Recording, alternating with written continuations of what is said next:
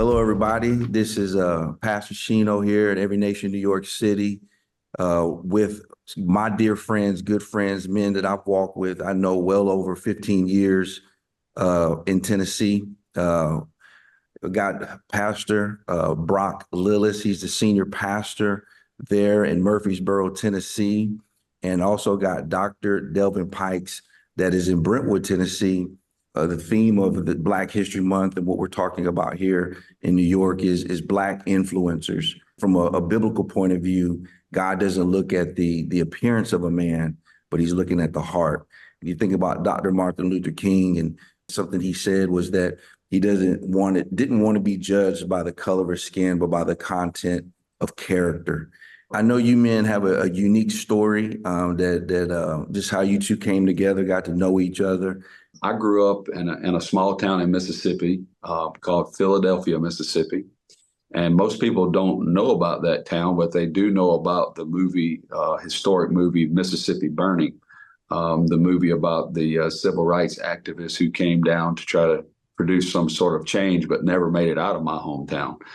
They were murdered. And so I actually have family who were very close to that event. That's sort of the atmosphere I grew up in. It was very racially divided, racially volatile. I went to a public school, but it was very discouraged for me to have close friends who were Black. That was sort of inadvertently put in me from a young age. And so I was a very hate-filled person before I met the Lord Jesus Christ. And then the lens that you see the world through, you know, you sort of begin to think that one color is bad and one color is good, and you're on the good side and they're on the bad side and they're your enemy. That was my mentality. Wow. That's how I grew up. I played junior college football at a community college in Mississippi because it was my desire to play Division I. But even though I didn't know God, whenever I came on my visit to Middle Tennessee State University, something just told me this is where you're supposed to be. A couple of the first guys that encountered me on campus whenever I became a student were two Black guys. And these guys, man, you know, they approached me with some love, and they told me they've been praying for me. And I'm like, man, what you talking about? I didn't come up here to receive no prayer. I came up here to party.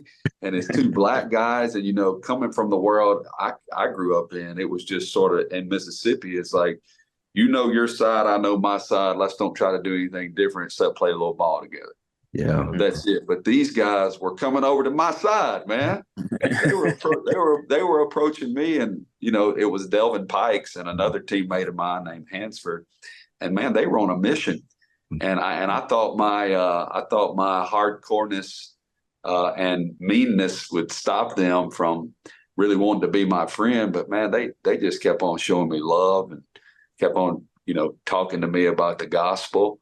And I saw something in Delvin and in Hansford that I'd never really seen before. You know, wow. They had genuine love and they were living it out. And they didn't my hate or my racism or whatever term we want to use didn't stop them from loving me. Wow. And God really used that to soften up my heart. And they had invited me to come to a service on the campus, and I'd never seen that. It was like I didn't even know what to do with this. It was Black people and white people and people from other nations, and they were all there singing together. It's very uncomfortable to me.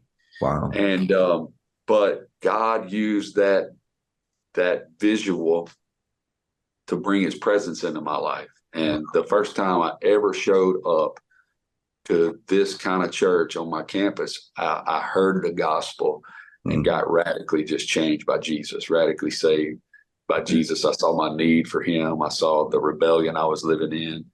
And man, that was the day that everything turned around for me. It's like God did surgery on me whenever I responded to the gospel, like He did a surgery where He ripped all this hate out. He put His love in. Wow. And then the connection happened with Delvin and Hansford and started a revival on our team. And so, Delvin, I wanted to ask you, so here it is, you see this this big, large white man. And what was it in you that you saw in him, or something that made you want to just, love on him and minister to him and see God do something to him? So what Yeah, yeah,